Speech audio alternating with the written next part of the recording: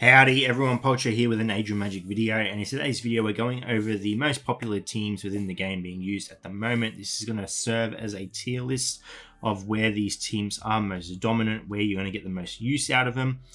This is geared more towards endgame players, but remember, as a new player or a mid-level player gearing up, leveling up, the teams you're probably using at the moment are not going to be efficient end game. So though they're serving a purpose to you at that current stage of the game, they will start to fall off and you will find yourself moving into these teams. Now, we're going to start off with honorable mentions. Now, these teams are not in a proper tier list. I'm not giving them a proper ranking because quite honestly, at end game, you just do not see them anymore. Yes, they still serve some purpose, but in your arena, in your tournaments, these teams just aren't really present anymore. They don't have a presence. So you've got your barbarians. Now, this is probably going to be one of the first teams you build as a player in the game. They're quite easy to get. They're going to be quite powerful. They're a good arena team. They get damage out. However, they're also quite weak on defense. If you put these as an arena team, most likely you're going to be beaten, you're going to fall down. But they're a good powerhouse. They can beat through or break through some walls, but they're very early now. If you're building these, they're not going to be a waste. You will get a use out of them. And there are characters in here, Azariel and Seven Knives, for example, that serve purpose in other teams as well. On the other hand, you've got the Wild Elves. Now, this team, really not a PvP team. You're not using this team in PvP. However, it is an amazing team to use in Raid and TOH.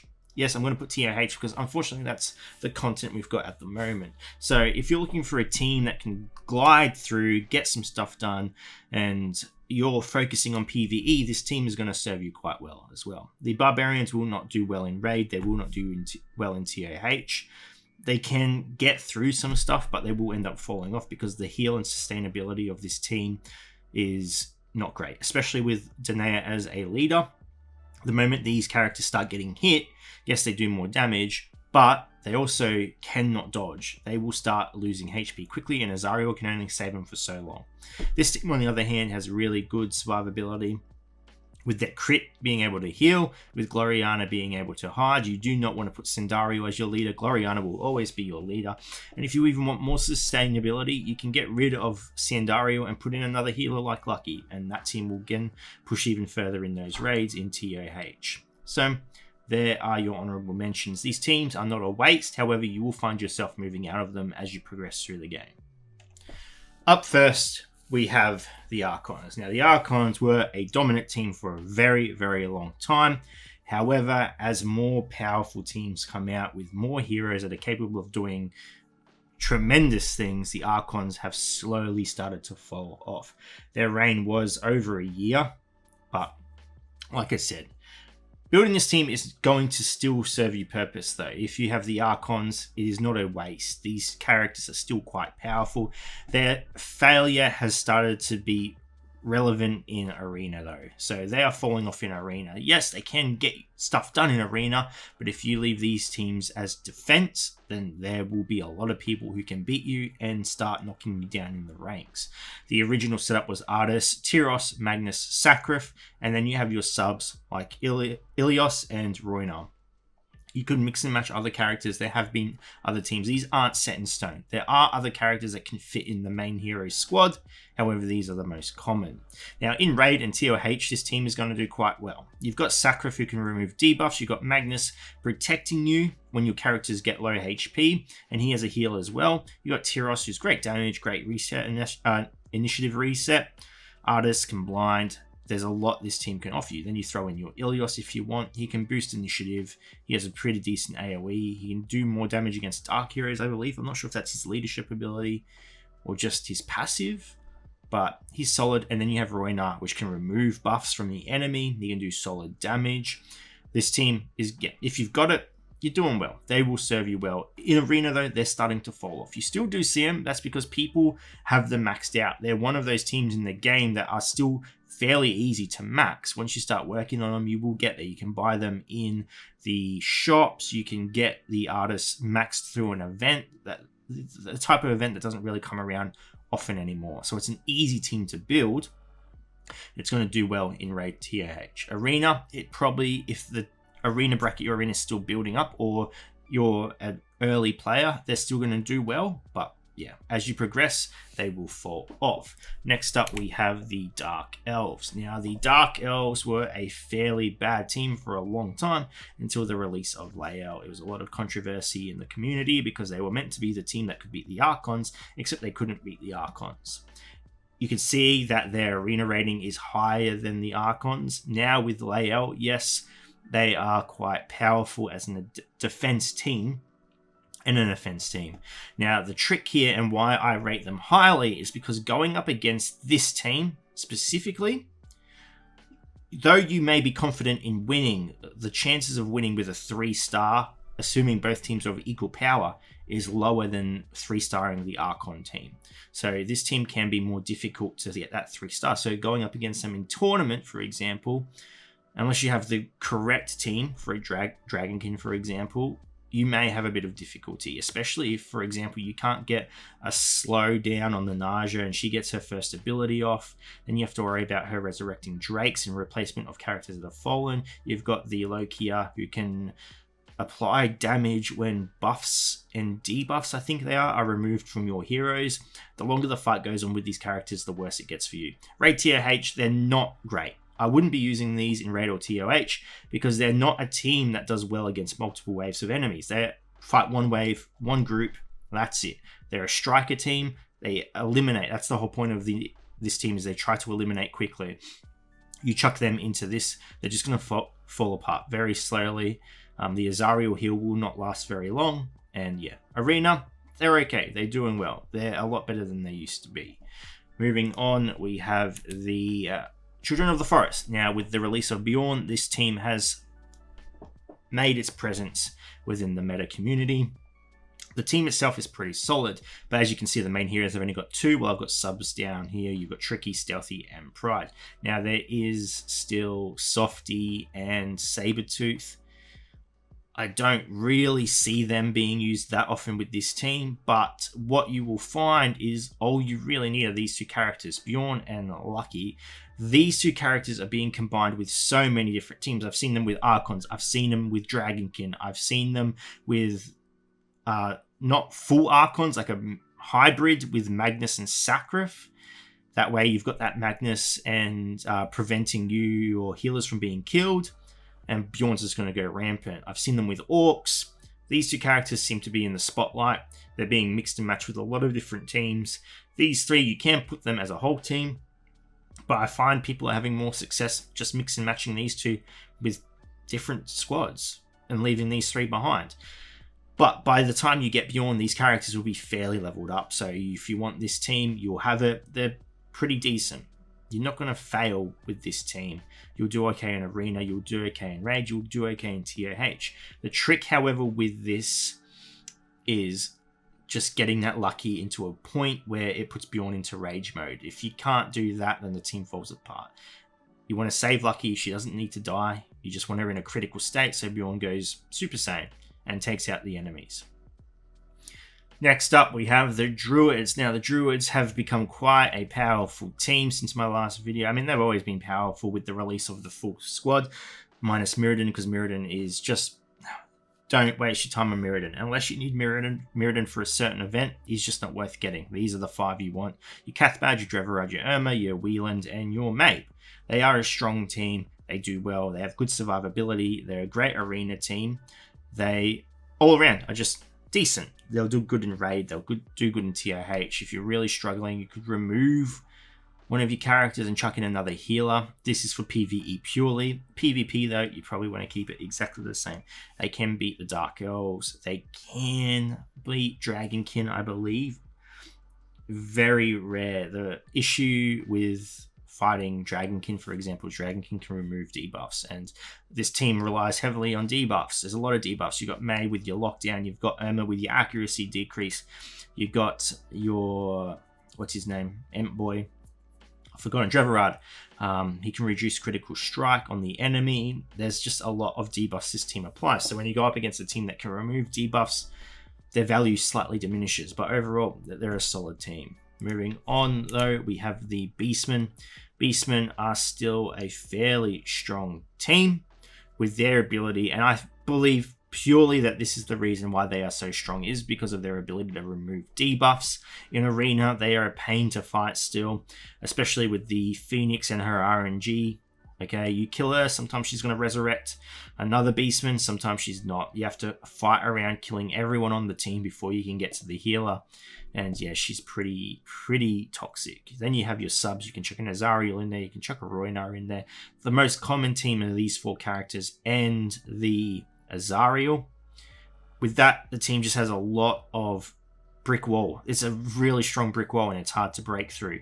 You're trying to kill this rock while Azariel's saving rock. Then you got Phoenix, who's slowly taking damage through AoE. You're going to try and go up against this team with as little AoE as possible because you don't want that Phoenix to die. Raid, they don't do super well. They're just not a team that can last like the Dark Elves of wave after wave. You'll find that the AI has been built to target your rock first. He can only be saved so many times, and in Raid 6, for example, the enemies on the Raid 6 nodes hit very hard. They will take out rock very quickly. Once it's taken out, the team will start to fall apart, especially if you're finishing the raid with your rock dead. You're going into the next wave with one of your main characters out of commission. Unless you pay to resurrect him, TRH you'll probably do a little bit better simply because you're not going wave after wave. You're just going node after node. So there's a little bit more play area there. Arena, again, a strong offensive team, a strong defensive team. It's one of those teams that you're never really confident you're going to 3-star. I'm sure there are teams out there that can. If they are, I don't know them off the top of my head. I try to avoid Beastmen personally. But yeah, they're solid. You're building this up. The only issue with the Beastmen is the Wukong is just so difficult to max out for new players because his raid hasn't returned. You can get his shards. It's just a really long RNG grind. So that's the only downside with Beastmen. Old players, they've got him. Awesome. New players, this team is going to be difficult for you to collect. Next, we have the Orcs. Now, this team is fairly solid. You're not going to be using it in Raid. You're not going to be using it in TOH. But in Arena, they've got a whopping 4.5 stars because they're powerful, especially with Arcane as the leader and her ability to reduce damage by 70% when these characters fall below 33 or 30%. They become a brick wall and it's very hard to get through them, and they can end up doing a lot of damage, especially with Arcane applying the deep stack, whatever it's called, where if you miss, you take percentage health damage.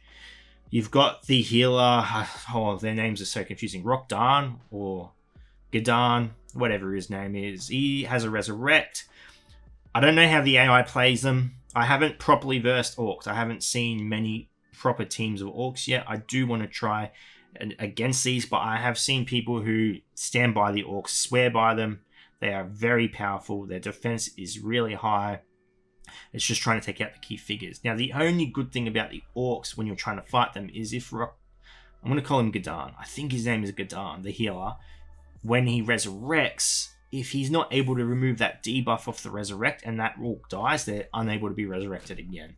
So if you can figure out how to work that in your favor and get him killing his own team, wonderful. Now we have this new orc down here, Drake. I haven't personally been able to test him. I haven't been able to do the spotlight video on him. So as of right now, I am unsure of whether or not he is really useful for the orcs. What I will say though is he has an AoE ability, though I think it only works against the elf faction, so potentially useful against dark elves, which when paired with Arcane, I think it does a fairly good amount of damage to them. They almost kill themselves from what I've heard, but I again have not been able to test it myself, so I've just put him in subs in case he is useful. But this is the orc team you would be running if you do have them. Now, orcs being one of the newest factions in the game, ridiculously hard to get to a point where you're using them in PvP or arena, because they're, unless you're a pay-to-play player, maxing these characters out is very difficult, and there is no sustainable way of farming these characters' shards, unfortunately. I hope by the next faction that comes out, these characters start to see methods in which they can be farmed. You have